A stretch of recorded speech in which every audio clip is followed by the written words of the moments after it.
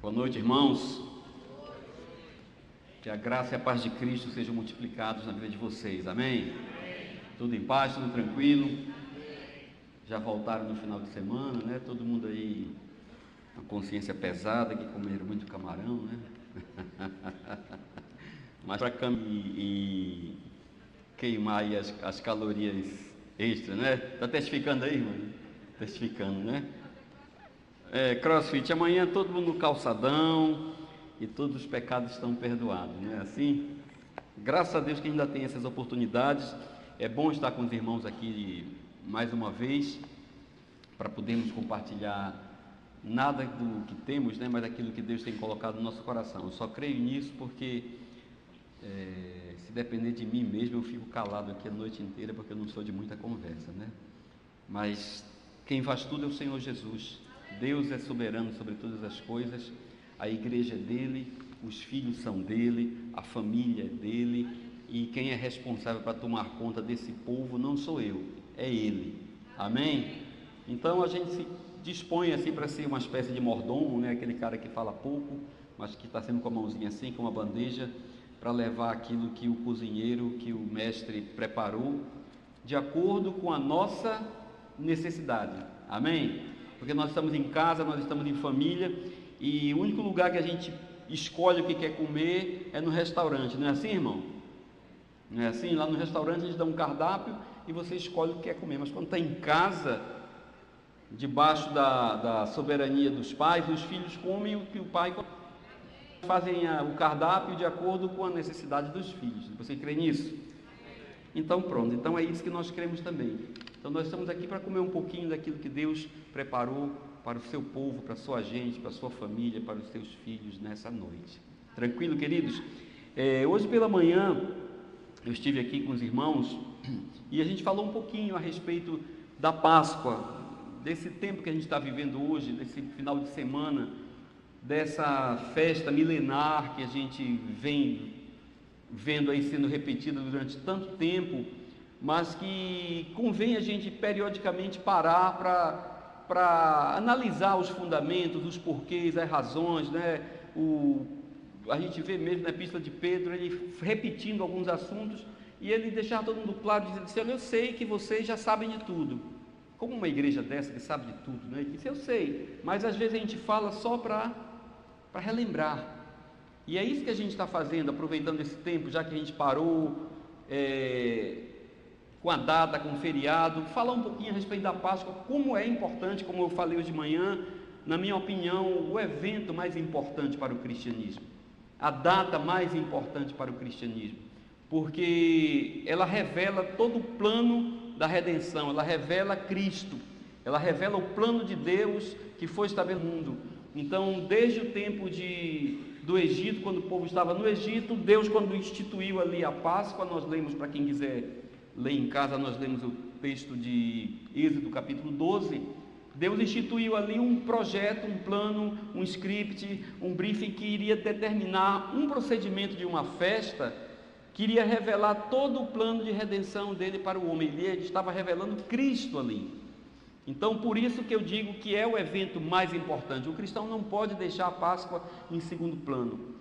O cristão tem que colocar esse evento como algo assim de bem relevante no seu calendário, porque é o único evento que fala sobre Cristo, que revela o plano de Cristo, que fala sobre esse novo tempo que viria ali pela frente, que fala sobre essa nova era, sobre essa nova dispensação, onde o povo de Deus teria a oportunidade de experimentar algo um pouco maior, algo um pouco mais perto da plenitude do que Deus tinha para o seu povo, como um plano eterno que Deus sempre preparou.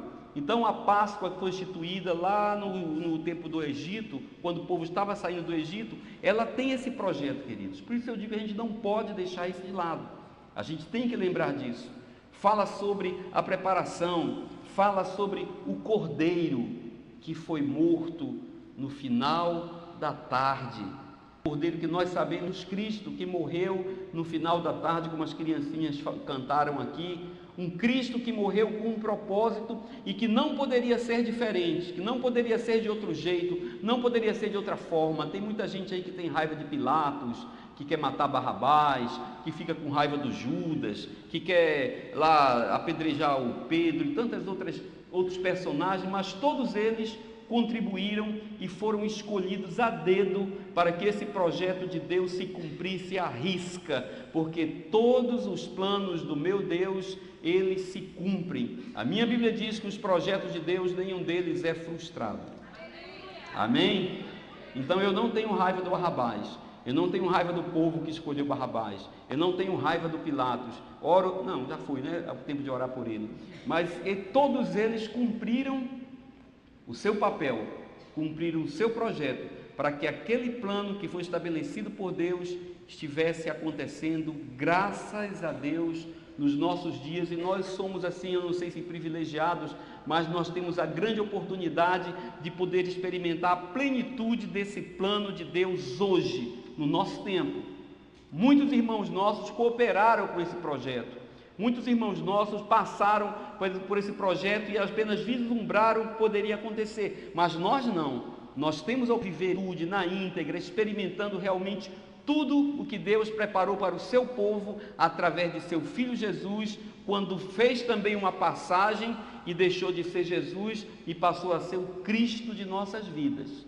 Então a gente falou um pouquinho a respeito disso, e eu quero continuar esse assunto, não tem como repetir, mas eu quero continuar esse assunto e quero convidar os irmãos a abrirem as Bíblias, quem tem uma Bíblia de papel, ligar os seus tablets, os seus smarts, seus apps aí, e vamos ler um trecho aqui do Evangelho de Lucas. Hoje eu vou tentar ser mais sucinto para a gente ler um pouquinho mais e eu falar um pouquinho menos, para que a gente dê continuidade a esse projeto. Lucas, capítulo de número, o sepultamento, a morte, capítulo de número 24. Porque como nós já falamos pela manhã a respeito desse evento da Páscoa, queridos, nós temos que entender que o que Cristo veio trazer, que o projeto de Deus para o homem não seria mais um projeto, não seria mais do mesmo, não seria mais uma religião, não seria mais um ismo nessa terra, porque tudo que a gente pode fazer é criar isso. Cristo não veio fazer isso, ele veio realmente trazer algo diferente. O trecho que nós vamos ler a partir do versículo 1 aqui no capítulo 24, mostra o que eu chamo de diferencial da nossa fé, porque até o capítulo 23, qualquer homem, qualquer um de nós poderia viver isso aqui. Qualquer homem na história, e muitos já fizeram muita coisa, nós não podemos desconsiderar a relevância de personagens históricos que estão com seus nomes escritos na história, e independente de nós concordarmos ou não, eles não podem ser apagados.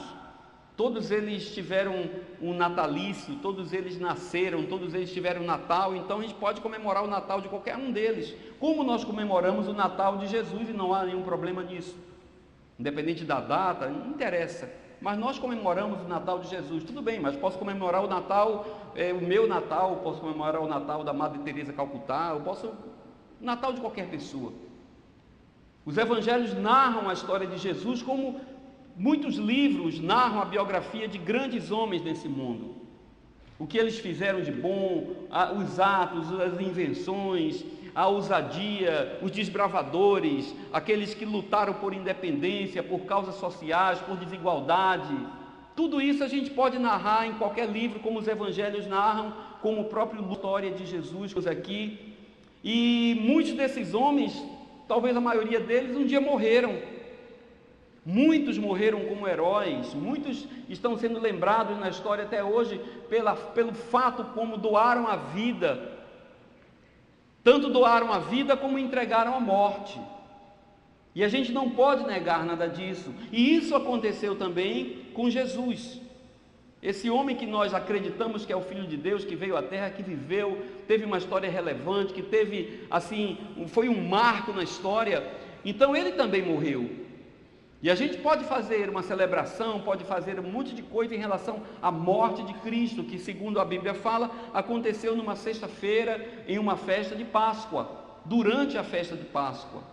Então, até esse ponto, queridos, eu entendo que a gente pode associar a história de Jesus a qualquer homem famoso da terra. Vocês concordam com isso? Amém? Mas aqui no capítulo 24 fala do diferencial. O que foi diferente? Por que eu quero estar nesse caminho e não tenho interesse em estar em outro? Qual foi o diferencial do cristianismo para o mundo, para o homem, para a humanidade? É o que está narrando aqui a partir do capítulo 24 do Evangelho de Lucas. Lucas está falando que Jesus aconteceu aquilo que é diferente para a nossa fé. Amém? O versículo 20, capítulo 24, todos acharam? A partir do versículo 1, diz o seguinte: no primeiro dia da semana, de manhã, bem cedo, as mulheres levaram ao sepulcro as especiarias aromáticas que haviam preparado. Encontraram removida a pedra do sepulcro, mas quando entraram, não encontraram o corpo do Senhor Jesus. Amém? Até aí tudo bem. Ocultação de cadáver não é coisa de agora, não é não, meu causídico? Então poderia acontecer algo diferente aí, que poderia ter sugerido que forçaram alguma coisa. Ficaram perplexas sem saber o que fazer. De repente, 2 homens com roupas que brilhavam como a luz do sol colocaram-se ao lado delas.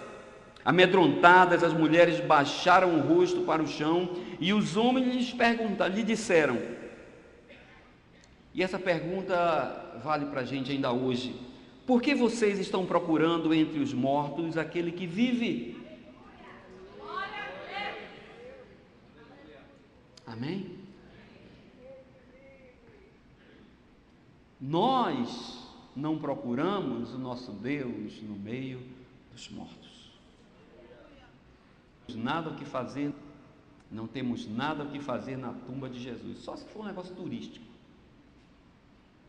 Então o anjo perguntou àquelas mulheres: por que vocês procuram entre os mortos aquele que vive? Eu não sei se você tem essa percepção, mas eu considero isso aqui um diferencial estúpido quando comparo com qualquer outro ismo, sem desmerecer, sem tirar o mérito de qualquer um dos homens que viveu nessa terra. Nenhum deles ressuscitou. Nenhum deles teve testemunha de anjos, dizendo: isso aqui não se trata de ocultação de cadáver, isso aqui não se trata de teatro, isso aqui não se trata de falsidade, isso aqui não é produto de charlatão, isso aqui é a demonstração do poder de Deus, para revelar o seu amor pelo homem. Amém? Guarde essa pergunta. Disse assim: ele não está aqui, ressuscitou. Lembrem-se do que ele lhes disse quando ainda estava com vocês na Galileia: é necessário que o Filho do Homem seja entregue nas mãos de homens pecadores, que seja crucificado e ressuscite no 3º dia. Então, oraram Jesus.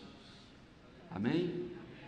Eu sei que a gente chora, a gente fica comovido, a gente fica lamentando, a gente está assim do lado de quem está sofrendo, mas tudo o que Jesus passou precisava passar, precisava acontecer para que o plano divino pudesse ser cumprido.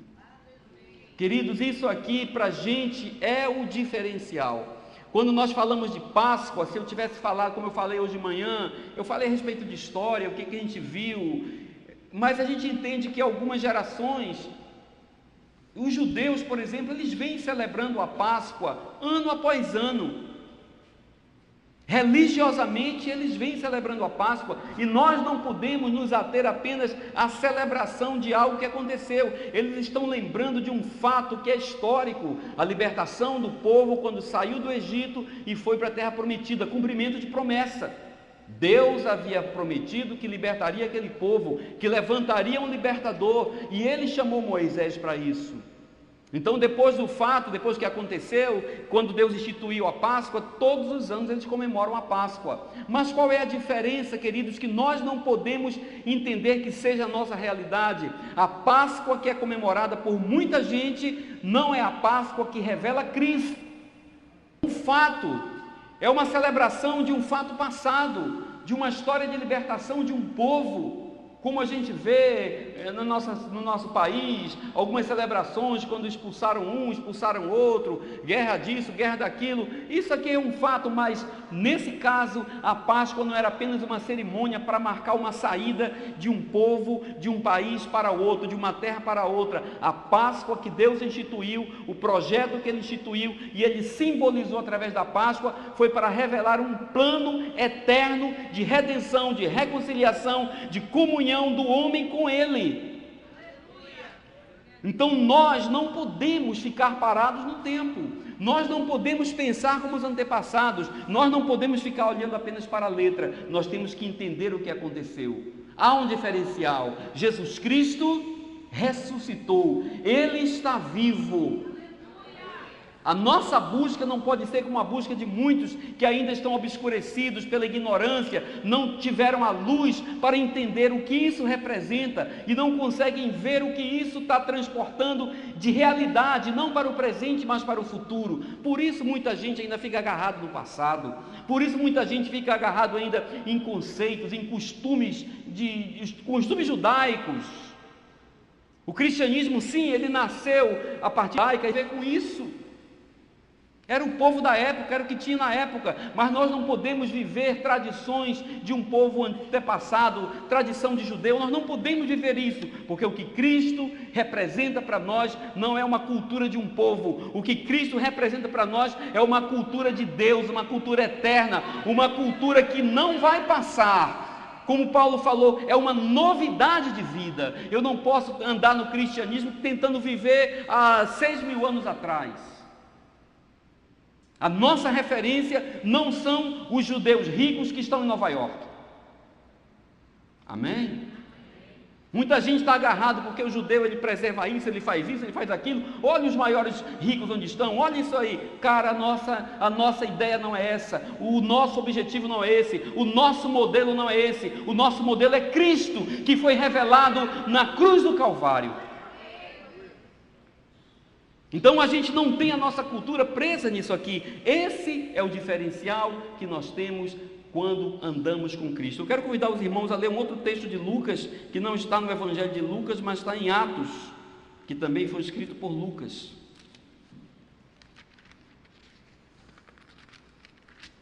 Atos, capítulo 1.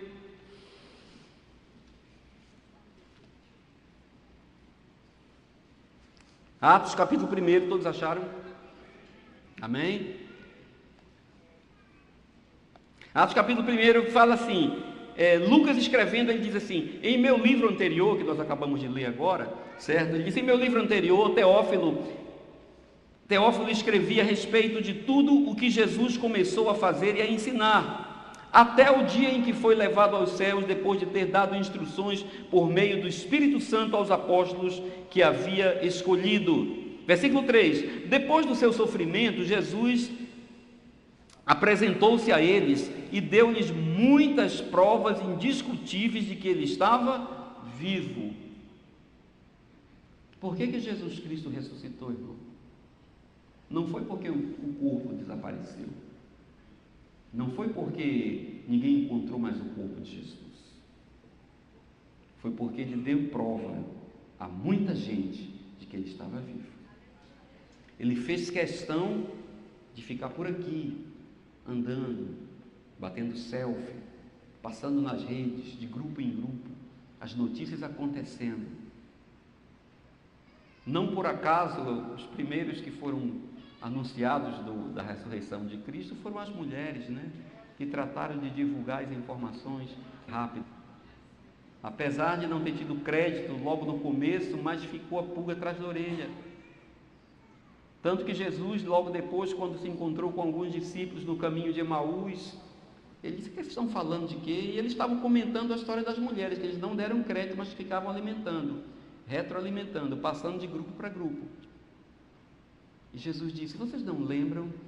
E a história diz que Jesus teve paciência de narrar toda a trajetória do plano de Deus, desde Moisés até aquele momento, para provar que as profecias se cumpriram, que os fatos que se cumpriram, que nada mudou. Jesus passou algum tempo andando pela terra, irmãos. Então diz assim, depois do seu sofrimento, Jesus se apresentou a eles e deu muitas provas indiscutíveis de que estava vivo. Apareceu por um período de 40 dias, falando-lhes acerca do reino de Deus. 40 dias, esse cara não estava querendo se esconder. 40 dias andando com os irmãos, dando testemunho, comendo, caminhando, conversando, relembrando as profecias, relembrando as orientações. Queridos, isso para mim é um diferencial. Eu não conheço nenhum homem tão grande que tenha vivido isso e tenha experimentado isso e tenha feito questão. Tudo aquilo que estava projetado, que havia sido profetizado, estava acontecendo diante dos olhos deles. Amém? Versículo 4, certa ocasião, o Lucas continua dizendo, certa ocasião, enquanto comia com eles, deu-lhes a ordem. Isso foi quando ele apareceu para os discípulos, que ainda estavam amedrontados, porque além de Jesus ter morrido, que era quem dava cobertura para eles, né, em quem eles se apoiavam, era a personalidade, era o líder morreu, e além disso o corpo desapareceu, então eles não sabiam nem o que fazer, não queriam sair de casa. Aí Jesus foi lá, disse que apareceu na sala onde eles estavam, e disse, a paz seja convosco. E eles estavam ali, ofereceu comida, e ele comeu, para dizer assim, eu não sou coisa do outro mundo, eu estou aqui. Não me pergunte em que tipo de matéria ele estava ali se apresentando, porque da mesma maneira como ele fez uma transferência molecular de sair de um lugar e entrar no outro, ele tinha condição de ter uma matéria tão forte, com tanta substância, que conseguiu mastigar o peixe, digerir aquele alimento. Então não me faça pergunta. De filho na universidade há 20 anos atrás. Mas Einstein falou que talvez o que tenha acontecido na ressurreição de Cristo, quando encontraram apenas um pano praticamente com alguma forma de queimado, qualquer coisa, ele disse, talvez tenha acontecido um processo de fissão nuclear, onde a matéria se decompôs e virou energia. O pessoal da física quântica está batendo cabeça com isso, querendo explicar a vida em forma de energia, que não é diferente disso, mas eu não tenho tempo para isso, por isso que eu sou crente. Amém? Eu acredito que é mais rápido, mais direto, e quero desfrutar dessa realidade, que o meu Deus, que o meu Cristo é diferente de tudo que apareceu nessa terra até hoje. Então ele passou um tempo, Lucas disse, olha, ele esteve lá com a gente, e ele disse assim, não saiam de Jerusalém, mas esperem pela promessa de meu Pai, da qual lhes falei, porque João batizou com água, mas dentro em poucos dias, vocês serão batizados com o Espírito Santo. Amém? Irmãos, não acabou ali, a ressurreição é um pedaço da história maior. Então os discípulos estavam com medo, versículo 6, disseram assim, Senhor, é nesse tempo que tu vai restaurar o reino de Israel? De outra forma eles perguntaram, já está perto do final do mundo? Já está perto de tudo acabar? Porque imagina, os caras estavam sozinhos. Jesus havia morrido, conforme havia dito. Ele havia ressuscitado, conforme havia dito. Mas ele havia dito também que voltaria para o Pai.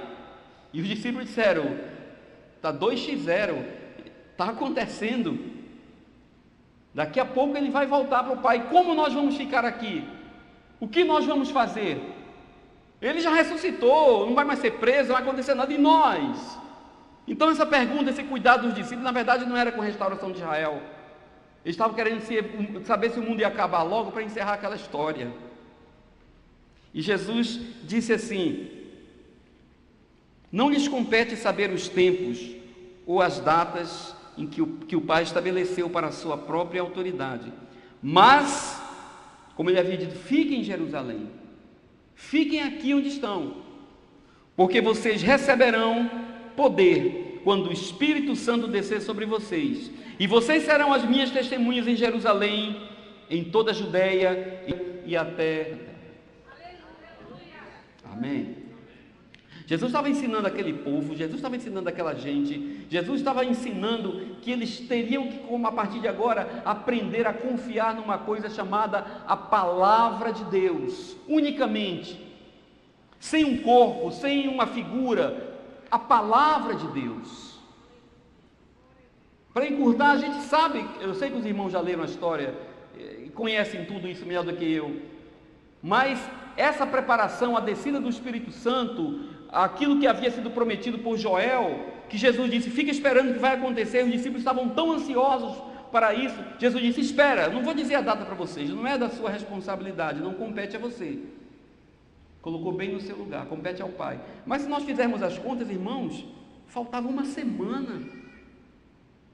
Jesus podia ter dito, segura aí uma semana, fica uma semana trancado em casa, eles ficavam tranquilos, porque Jesus morreu na Páscoa, não foi assim? Diz que ele passou 40 dias andando no meio do povo, morreu, ressuscitou, 40 dias, estava em 43, e a festa de Pentecostes era 50 dias depois da Páscoa, faltava uma semana para que acontecesse o cumprimento da profecia de Joel e para que o Espírito Santo de Deus fosse derramado sobre todo homem, toda mulher, todo filho, toda filha, todo servo e toda serva, teriam poder, capacidade, habilidade de serem profetas de Deus nessa terra. Porque foi isso que Joel falou, quando disse, chegará o tempo em que eu derramarei do meu Espírito sobre toda a carne, os vossos filhos e as vossas filhas profetizarão, os vossos jovens terão visões, os velhos terão sonhos. E esse dia estava chegando, os discípulos não poderiam andar sozinhos realmente sem Jesus, se não tivessem o revestimento do poder de Deus, se não tivessem o revestimento do Espírito Santo de Deus. Por isso o apóstolo Paulo falou, quando escreveu os Romanos, dizendo que o mesmo Espírito que habitava em Jesus de Nazaré, agora habita em nós. Deus não nos deu menos, Deus não nos deixou menos favorecidos, Deus não nos deu menos equipamento, Ele nos equipou da mesma maneira que Ele equipou Jesus Cristo para viver e andar nessa terra. Você acredita nisso? Então Jesus disse assim, olha, fica aqui até que o Espírito Santo seja derramado sobre vocês. A partir de então, vocês serão minhas testemunhas. A igreja, isso que nós entendemos, o que nós somos, a igreja, assim, fundada na ressurreição de Cristo. Nesse final de semana, Jesus, ele arrancou a igreja da prisão. Nesse final de semana da Páscoa, Jesus arrancou a igreja das garras do inferno, das prisões do inferno. Ele libertou aquela igreja que estava presa, a humanidade que estava aprisionada por causa do pecado e não tinha como sair, até em função da legalidade da lei, em função daquilo que estava estabelecido pela lei de Moisés, que dizia que o devedor que não pagasse a sua conta poderia entregar os filhos para serem escravos. E o homem não havia pago a sua conta, o homem não havia pago a dívida que ele tinha por causa do pecado. Por isso o diabo se aproveitou de quem? Da lei. Ou você acha que ele não conhece a Bíblia, ou você acha que ele não conhece a lei, ou você acha que ele não sabe que Deus cumpre tudo aquilo que fala e é fiel para cumprir a sua palavra e não volta atrás em relação à sua palavra. Então ele achou uma brecha jurídica, nobre Causídico, e ele disse, quem deve tem que pagar, se não puder pagar, tem que cumprir a lei. E a lei dizia, se você não pode pagar a dívida, o devedor vai lá, o credor vai lá e pode pegar seus filhos, seus parentes e levar como escravos. Essa espiritual da humanidade estava preso por causa do pecado, ficava pagando juro, mora todo ano lá nos sacrifícios, mas não pagava a dívida. Amém? Mas a lei também falava o seguinte, ela dizia o seguinte, se você não puder pagar a conta, se você não puder pagar a dívida, um parente pode pagar. E se o parente pagar a dívida, você pode resgatar aqueles que estavam como escravos. Isso não é legal? Queridos, e quando o inimigo aprisionou o homem, eu falo o homem, a humanidade, o homem, ele tinha certeza de uma coisa, que para pagar a dívida do homem não seria com cabra, com cabrito, com boi, com nelore, com nada. Teria que ser sacrifício de um cordeiro sem mancha, sem ruga, sem mácula e sem pecado. Então o credor disse: quem vai poder pagar a dívida? Qual é o irmão que você tem que não tem pecado e vai poder pagar a sua dívida? Qual sangue de homem é tão bom o suficiente que não tem contaminação de pecado para poder pagar a dívida? Já estávamos vivendo há quanto tempo tentando sem cumprir? Nenhum homem cumpriu a lei, nenhum homem conseguiu ser justificado por conta própria. Então, por isso que o destino do homem por causa do pecado era o quê? Condenação eterna. Então, lá em Levítico 25 diz que havia essa possibilidade, havia essa oportunidade na lei. Se tivesse um parente que pudesse pagar a conta, libertava os outros. Mas o homem não tinha nenhum parente que fosse bom o suficiente para pagar a conta. Amém? E Deus não ia quebrar a lei, Deus não ia arrancar, não ia sequestrar o homem de lá. Por isso Jesus foi enviado, irmão. Porque quem era Jesus? Jesus era um homem. Jesus era um homem que nasceu de uma mulher, então ele era um homem. Maria era uma humana. Só que ele foi gerado com um gene diferente do nosso. Aí o detalhe, ele foi gerado pelo Espírito Santo de Deus, mas foi concebido por uma humana.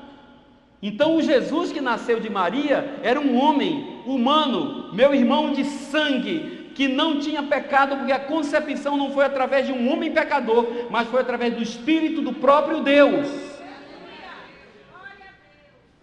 Aí apareceu outra brecha. Jesus era o irmão nosso, o irmão humano, o sangue bom, que poderia pagar pela dívida e nos resgatar.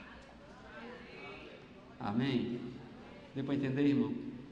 Por isso que nesse final de semana ele foi ajustar as contas. Morreu, derramou o seu sangue, porque o preço para pagar a dívida era sangue.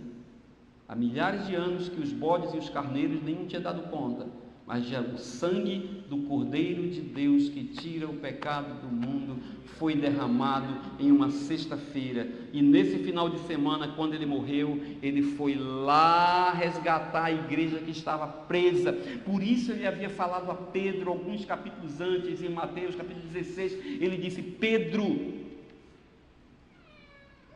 a minha igreja está sendo estabelecida sobre uma rocha. E ele não estava fazendo trocadilho com Pedro para dizer que o fundamento era Pedro. Ele era a rocha, porque ele foi colocado como uma pedra de esquina, pedra angular. Ele disse: a minha igreja está sendo estabelecida sobre uma rocha, e sobre essa igreja as portas do inferno não prevalecerão. Até o diabo viu essa live e disse: o que está acontecendo? Como isso vai acontecer? Idade sobre esse povo. Mas o plano, o projeto da igreja, como nós vimos hoje de manhã, foi apresentado aonde? Lá no Egito. O projeto da igreja foi apresentado lá no Egito, quando núcleos familiares teriam que ter uma representação de Cristo. E a igreja nasceu em núcleos familiares. Estão entendendo, irmãos? Então, nesse final de semana, Jesus Cristo foi lá, pagou o preço, derramou seu sangue, resgatou a igreja e nos fez livres. Se você quer que você continue abrindo sua Bíblia e vá para a carta que Paulo escreveu aos Colossenses,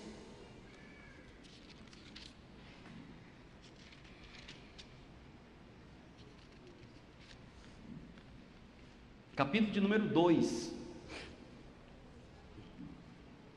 Então, Jesus falou para os discípulos naquele dia: fica tranquilo, Daqui a um tempo o Espírito Santo será derramado sobre vocês e vocês serão minhas testemunhas. Sabe o que é que eu acho muito legal a respeito disso, queridos? É que o plano de salvação, o plano de redenção, esse plano de Deus é um plano totalmente inclusivo. É para todos. É para mim, é para você que está sentado, é para você que é desafinado, que não sabe cantar, disléxico, que não sabe bater palma, é para você. É para você que não tem oratória, que não sabe falar, é para você que tem memória e que não consegue decorar as coisas, que não consegue decorar versículos. Tem irmão que chega e diz: rapaz, por que você tem versículo decorado? Faz 50 anos que eu faço isso, irmão, pelo amor de Deus. O plano de Cristo para a sua igreja é para que todos façam parte. Não tem complicação, por isso ele disse: vocês vão receber a habilidade do Espírito Santo de Deus para ser apenas uma coisa, o quê? Minhas testemunhas. Por isso é necessário que cada homem, que cada pessoa, ele tenha uma experiência única, pessoal, com Deus, com o seu Deus. Porque o Evangelho não está aqui para ser levado, irmão, por testemunha falsa, por eu ouvir dizer, por eu ouvir falar. Nós não estamos aqui para propagar um evangelho que nós não conhecemos. Por isso, está muito específico. O evangelho é para ser levado por testemunhas. O que você viu? O que você viu de Deus? Levi, não vi nada, então fique calado e procure ter uma experiência com Ele. Porque é para ser testemunha. E testemunha falsa também é complicado, né, irmão? Deus nos chamou para isso. Às vezes, achei muito para fazer, mas não consegue. Mas Jesus disse: fique tranquilo, é aqui, começa onde você está. Onde é a sua Jerusalém? Onde é o seu local de conversão? Onde você encontrou esse Deus? Onde você teve consciência do Espírito Santo? Essa é a sua Jerusalém. Não precisa ir para a África, nem para o Japão, nem para o Tahiti, nem para a Tailândia. Não, você é lisinho, está desprovido de dinheiro, recurso financeiro. Onde você teve consciência que o Espírito Santo de Deus estava em você? É a sua Jerusalém. Tenha relação com Ele, tenha experiência com Deus e comece apenas a testemunhar o que você viu, o que você viveu. A minha vida, deixe que eu cuido.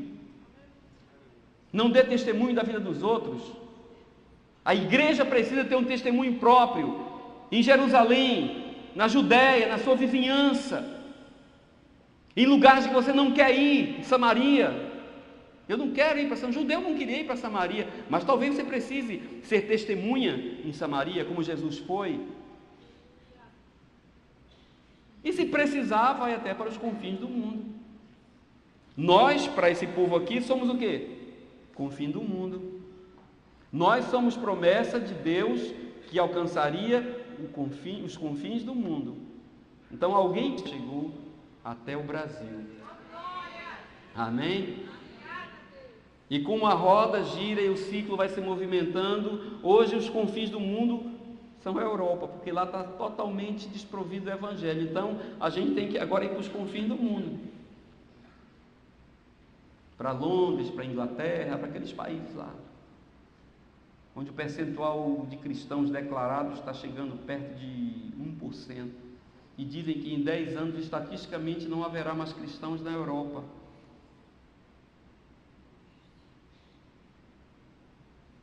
Porque está faltando testemunha. Porque tem gente ainda achando que a forma de pregar o Evangelho é sendo um palestrante, um cara assim. E a maioria das pessoas não vê essa oportunidade. Isso é para poucos, irmãos. Alguns que têm que ir no ápice de juntar as pessoas para empurrar o Evangelho. Mas se todos nós formos as testemunhas que Jesus falou que éramos para ser, esse Evangelho vai ser conhecido em toda a terra. Amém? Amém? Então, eu considero isso um diferencial muito grande. Então a igreja, ela foi fundada lá nesse final de semana da Páscoa, mas a igreja foi inaugurada na festa de Pentecostes. Amém? Santo de Deus. A partir dali, a igreja foi inaugurada. A gente vai pular essa parte. certo? Mas tudo isso tem a ver com essa passagem, queridos, com a Páscoa que foi estabelecida por Deus. E aqui, Colossenses capítulo de número 2, eu quero ler um trecho com você. Eu leria toda essa carta, que ela é maravilhosa, e eu vou ler com você a partir do versículo de número 6. Já foi lido, inclusive, capítulo 1, Stanley leu aqui no começo, né, falando quem é esse Cristo, mostrando quem é esse Cristo, que o interesse era evitar que o Cristo fosse revelado. O diabo nunca teve problema com Jesus. Jesus talvez não alterasse os planos dele. O problema dele sempre foi com Cristo. Por isso está escrito na Bíblia que quem vai governar o mundo daqui a um tempo não será o anti-Jesus. Será quem? O anticristo. Porque na verdade, o diabo é pró-Jesus. Ele é anticristo. Porque se fosse só Jesus, nós não estaríamos aqui. Não é verdade? Lembro da história lá quando Jesus, depois que o Pedro deu aquela ação, que Jesus disse, não, tudo bem.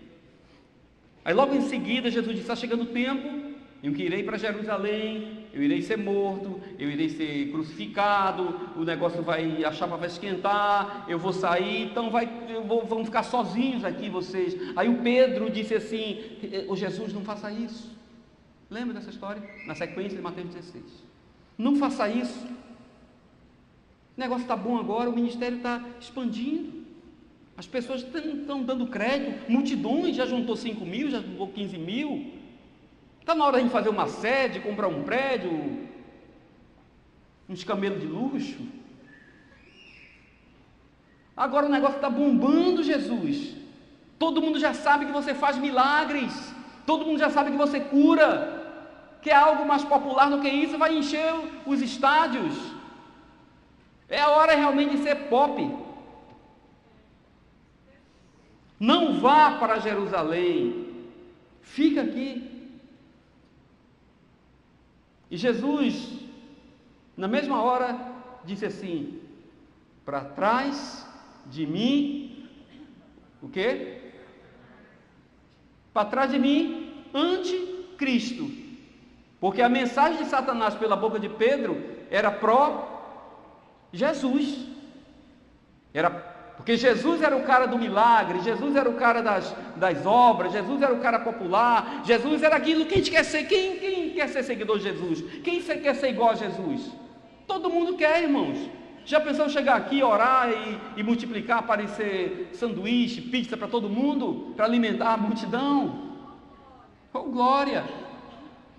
Jesus falou isso em João no capítulo 6, disse, estão me seguindo por quê? Pelo que eu faço? Não, estão me seguindo porque eu dou pão para vocês. Então a gente quer ser Jesus. O que a gente não quer ser? Cristo. Porque a revelação do Cristo aconteceria onde? Na cruz do Calvário. Por isso Jesus disse, eu preciso ir, eu não quero não, que o negócio não é bom, eu preciso ir, que é para que o Cristo fosse revelado, a oferta fosse revelada, que a questão daquele que iria morrer fosse revelado. Jesus era que ia continuar fazendo milagre 10 anos, mas o projeto não estava em Jesus, o projeto estava em Cristo. A Páscoa não foi por causa do judeu, a Páscoa foi por causa de Cristo. Toda a história que a gente lê na Bíblia, irmãos, tudo, não é por causa de ninguém na Bíblia, é por causa de Cristo. Amém? Eu sei Deus, mas a gente está vivendo um momento, a gente coloca lá a hashtag, foi por mim, não foi por mim, nunca foi sobre nós. Amém? Foi por Cristo. O plano de Deus desde a eternidade, de onde começou tudo, foi ser revelado à criação. Então o sacrifício de Jesus que me beneficiou, a morte de Jesus que me beneficiou, não foi por mim, foi por Ele. Porque dele, por Ele e para Ele são todas as coisas. Amém? Você fica feliz sabendo que de repente não foi por nós, mas nós estamos aqui beneficiados com isso. Deus nunca tirou o pensamento dele, a revelação sempre esteve nele, o projeto sempre esteve nele. Por isso Cristo veio para a terra, para ser a revelação visível do Deus invisível. Como Deus vai mostrar o amor dele ao mundo, à criação, aos homens, se não materializar isso de alguma forma? A nossa cabecinha não entende.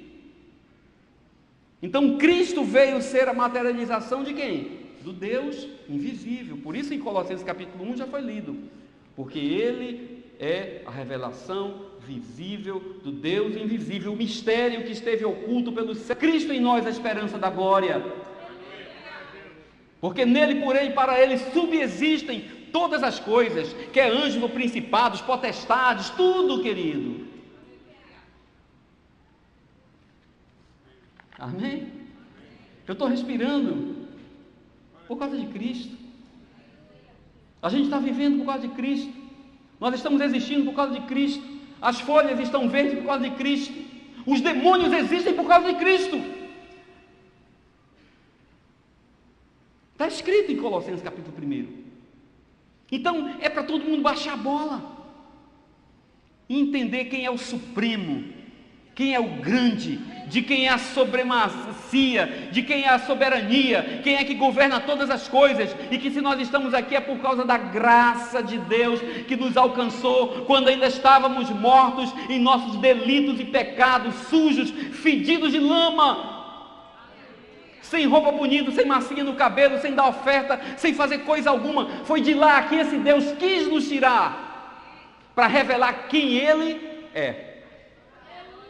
Amém? Meu Deus é um Deus amostrado, exibido, e Ele faz o que quer, do jeito que quer, e eu apenas fico dando graças a Deus porque faço parte desse plano. Amém, irmãos? Eita.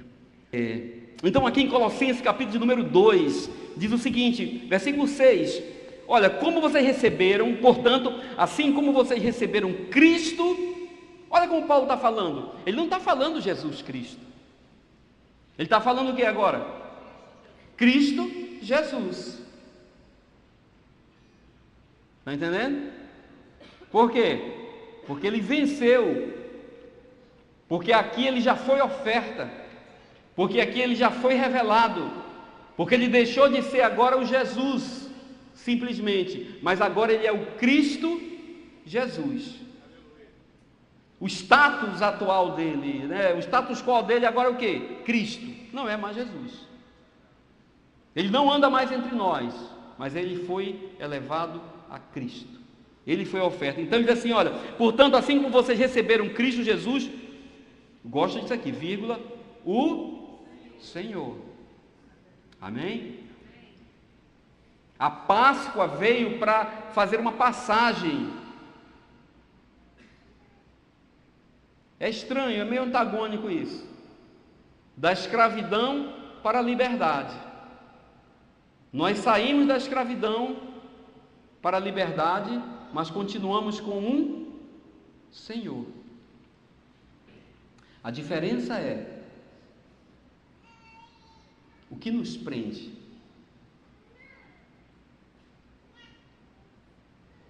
Hein, Adão? Ainda bem que você deu errado. O que nos prende, irmãos, não são mais os grilhões, não são as correntes, não é a maldição da lei, não é a culpa do pecado, não é a consciência de devedor. Agora nós não estamos presos, agora nós fomos atraídos. Paulo dizia com muito orgulho, já viram algum preso se orgulhar de ser preso, irmão? Paulo dizia com muito orgulho, eu escrevo como prisioneiro de Cristo. Amém? Passagem da morte para a vida, da escravidão para a liberdade, da condenação para a justiça, mas continuamos com um Senhor, que se entendermos que Ele é Senhor, então Ele será o nosso Salvador. Amém? Porque antes de ser Salvador, Ele tem que ser o quê?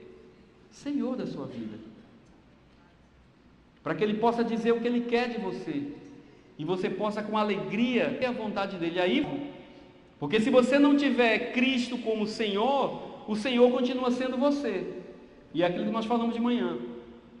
Você vai usar Deus para estar carimbando, viabilizando os seus projetos, mas não está aqui para isso. Ele não é seu servo, Ele não é seu empregado, Ele não é gênio da lâmpada, Ele não é viabilizador das loucuras da sua cabeça, Ele é Senhor soberano sobre todo o universo. Amém? E a gente faz parte dessa poeirinha que Ele chacoalha com a mão. Então disse, Jesus Cristo Senhor, continue a viver nele, enraizados e edificados em quem? Nele, firmados na fé, como foram ensinados, transbordando de gratidão. Irmãos, esse momento de Páscoa é para entendermos que nós agora somos gratos, porque nós estamos em um novo tempo, em uma nova terra, esse lugar chamado Cristo, onde nós estamos guardados, é um lugar sim, enraizados. Por isso devemos ser crentes radicais, não radicais de loucura, mas radicais porque temos uma raiz. Não vamos ser levados por qualquer vento, porque temos uma raiz. Pode dar vento de um lado para o outro. Eu sou radical não porque eu faço loucura, porque eu sou inconsequente, porque eu pulo de paraquedas sem paraquedas. Não, eu sou radical, um cristão radical, porque eu tenho uma raiz firmada em Cristo. Não interessa quantos milhões de views tem uma loucura do YouTube, isso não me interessa. Eu estou firmado em Cristo, a minha raiz é Ele. Essa é a proposta da igreja. A Páscoa foi para que nós saíssemos da incerteza da nossa performance, da incerteza daquilo que podemos fazer por nós mesmos, para a convicção de que não podemos fazer nada, mas Cristo fez tudo por nós. E a minha vida agora é uma vida que depende dEle, firmada nele. O plano é dEle, a ideia é dEle, o projeto é dEle, porque eu sou um defunto. Amém? Então ele está dizendo assim, olha, vamos ser gratos por isso, transbordando de gratidão por sermos dependentes de Cristo. Amém? Versículo 8, tenham cuidado para que ninguém os escravize. Amém, irmão? Cuidado para que ninguém os escravize a filosofias vãs e enganosas, que se fundamentam nas tradições, o que eu falei ainda agora, que se fundamentam nas tradições humanas. A tradição de outros povos, de outras culturas, o que eles fazem, que se dão bem, o dinheiro que ganham, os diamantes que têm, nada disso me interessa, irmão. São resultados fundamentados em humanas. Paulo diz, cuidado, não se escravize. O Evangelho não é para escravizar ninguém. O Evangelho não é para aprisionar ninguém. É para dar liberdade. Amém? A gente está junto porque a gente se ama. A gente está junto porque nós somos atraídos. Mas ninguém está preso. Deus não aprisionou ninguém. Então ele diz, tenham cuidado com isso. Versículo 9, pois Cristo habita corporalmente, em Cristo habita corporalmente toda a plenitude da divindade. O que é que você quer saber de Deus? Está tudo em Cristo. Você faz ideia, irmão, do projeto de Deus, uma coisa eterna, transcendental, que está correndo a eternidade, Deus revelar tudo em Cristo, no seu Filho, em uma única pessoa. Então o que você quiser saber, você tem de Deus, você tem que ver em Cristo. E Deus simplificou isso, multiplicando os Cristos nessa terra. Amém? Tem Cristo por aqui? Entenda a responsabilidade de levantar a mão nesse momento. Quem quiser conhecer Deus, vai estudar quem? Quem quiser conhecer Deus, vai olhar para quem? Cristo será visto. Amém? Depois você pega o seu celular, coloca a câmera, aquela câmerazinha que olha para você, bate uma selfie e você vai descobrir o mistério. Olha como é maravilhoso isso. O mistério que esteve oculto pelos séculos dos séculos. Pega o seu celular. Eu não tenho problema em você assistir o culto com o celular não, viu, irmão? Se tiver chato, tem que ir com o celular mesmo. Aí você pega, bate uma selfie e está lá a resposta. o mistério que esteve oculto pelos séculos dos séculos está revelado em quem? Em Cristo, que habita em mim. A esperança do mundo ver a glória de Deus está em quem? Em Cristo, através da minha vida. Amém? Vocês já imaginaram aquelas profecias antigas, né? Porque, já viram, a glória de Deus vai encher a terra como as águas cobrem o mar. Quando era jovem cantava uma música, né? Como as águas cobrem o mar, a glória de Deus. E como é que isso acontece? Vocês nunca pensaram, não, irmão?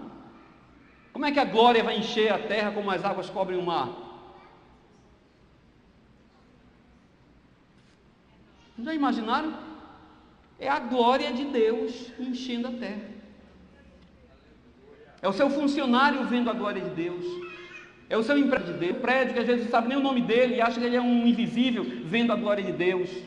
É o seu colega de trabalho vendo a glória de Deus. É o seu vizinho vendo a glória de Deus. É o gari na rua. É o guarda de trânsito. É onde você estiver, onde cada um de nós estiver, há um potencial da glória de Deus ser vista. E quando o povo de Deus entender que nós somos os cristos responsáveis para mostrar Deus nessa terra, aí sim a glória de Deus vai se encher nessa terra como as águas cobrem o mar.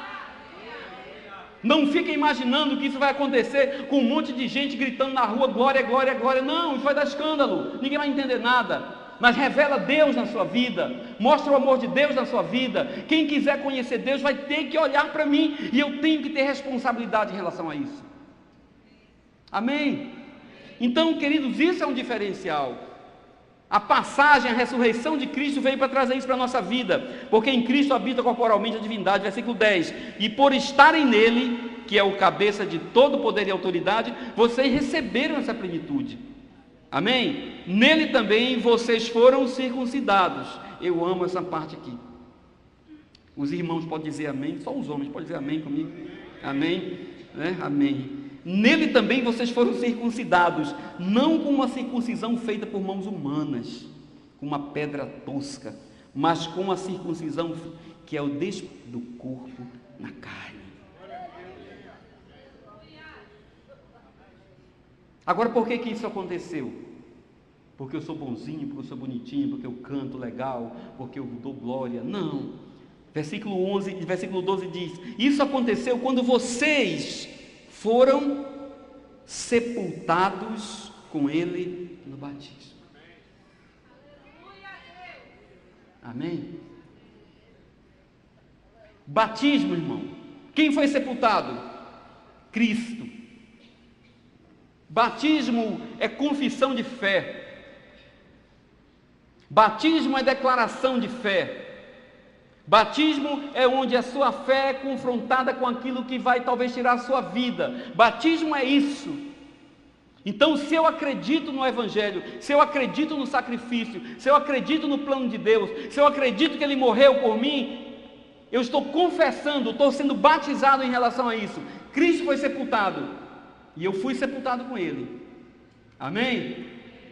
Qualquer um pode ser sepultado com um líder, com um mártir, com quem quiser, mas a continuação diz o seguinte: e com ele vocês foram ressuscitados mediante a fé do poder de Deus que o ressuscitou dentre os mortos.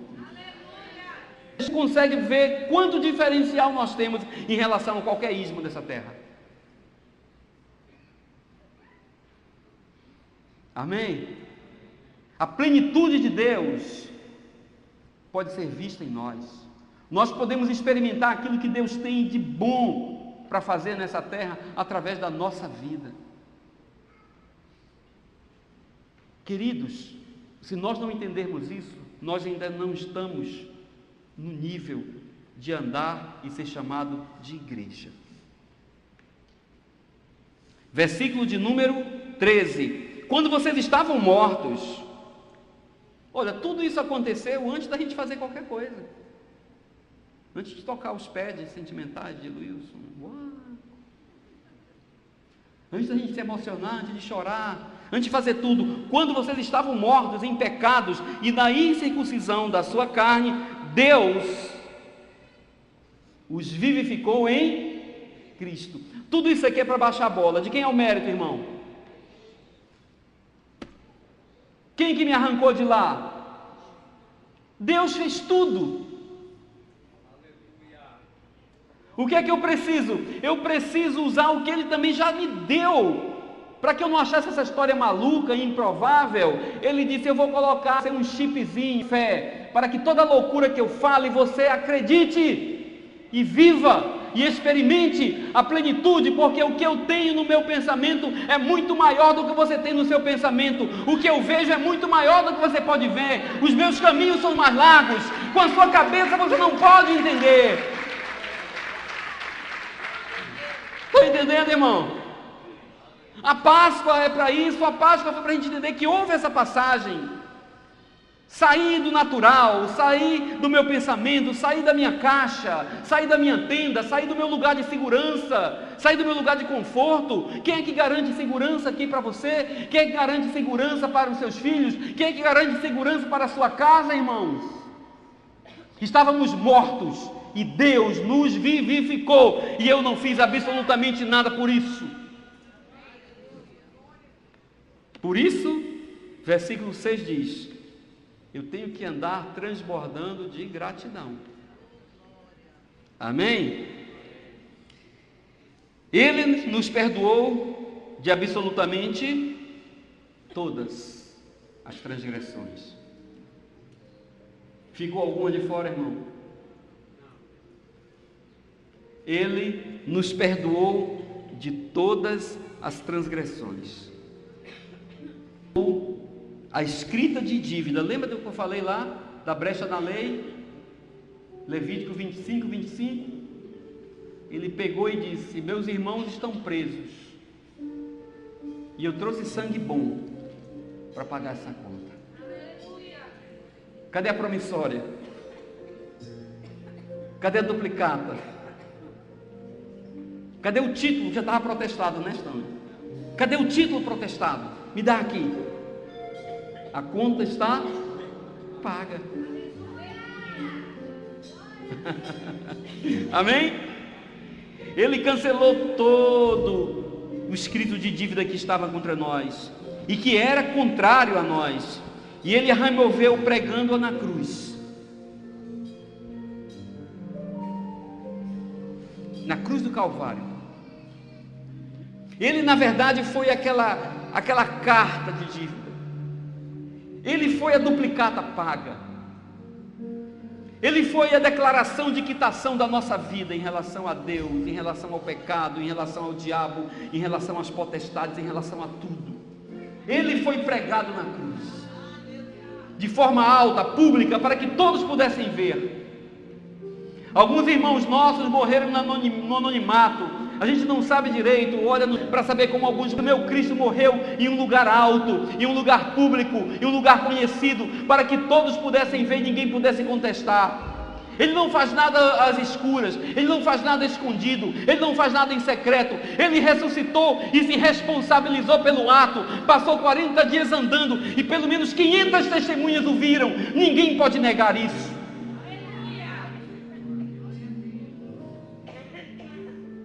Para mostrar que a sua igreja, que haveria de ser inaugurada uma semana depois, seria uma igreja poderosa nessa terra, seria uma igreja de Cristos nessa terra, uma igreja que iria revelar quem é o seu Pai, uma igreja que iria cumprir o seu propósito, uma igreja que iria andar sobre os fundamentos da oração, do partir do pão e da comunhão entre os irmãos.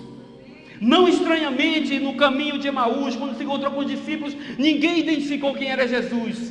Mas voltando lá para Êxodo capítulo número 12, quando ele sentou com os irmãos, quando ele partiu o pão com os irmãos, assim como aqueles que tinham um cabrito muito grande, repartiram com as famílias menores, na hora do partir do pão, que é um fundamento bíblico, é um fundamento cristão, talvez o mais forte. Ali as pessoas disseram: ele é o Cristo, ele é Jesus, porque homens comuns não fazem isso. Palavras de graça, palavras de poder. Eles disseram: ardia o nosso ouvido. Quem faz isso? Eu posso estudar, eu posso decorar, mas eu sei que o seu coração não está ardendo só pelo que eu estou falando. Mas quando Deus fala no seu coração, não tem ninguém que resista. O seu coração esquenta, você se quebranta, você cai por terra. Porque quando o meu Deus chama, ninguém fica calado. Quando o meu Deus chama, ninguém reclama. Quando o meu Deus chama, ninguém faz ouvido de mercador. Eu creio em Deus soberano, irmão. Eu não creio em um Deus que depende de mim, que depende das minhas performances, que depende da minha oração, que depende da minha campanha, da minha boa vontade. Nós estamos perdendo tempo com gente que nunca vai talvez ouvir a voz de Deus. E a gente manda o cara relaxar, deitar no chão, fechar os olhos, desligar o celular, esquecer as coisas, para ver se ele escuta Deus. Eu conheço a história de um homem que saiu com o coração cheio de amargura, cheio de ódio, querendo matar gente. Não orou, não fez nada, não estava em um lugar propício, não tinha luzinha de LED, não tinha fumaça, nem tinha os pés de Wilson. Mas no meio do sol quente, Deus disse assim: Saulo!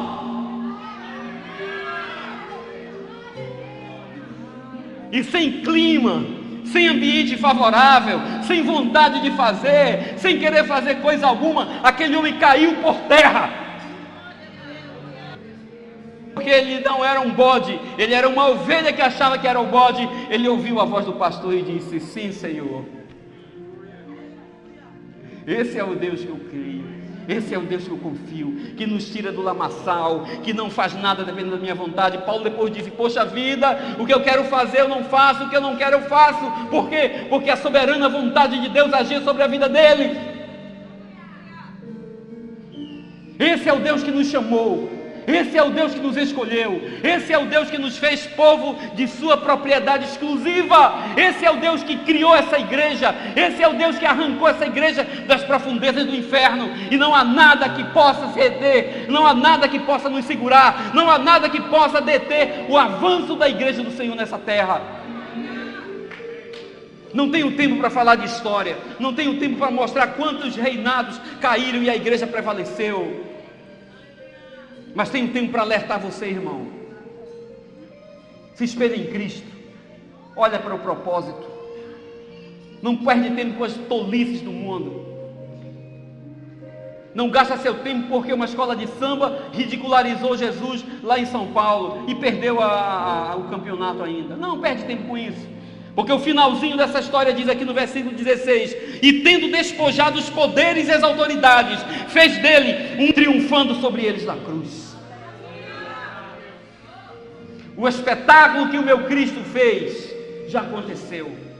A exposição pública do diabo, da morte e de todas as potestades já aconteceram no reino espiritual, e pelos séculos dos séculos até a eternidade, todo o espírito vai lembrar, toda a alma vai lembrar. Eu estou pouco importando com o que estão fazendo no meio da rua. O meu Cristo venceu, Ele é vencedor, e a sua igreja,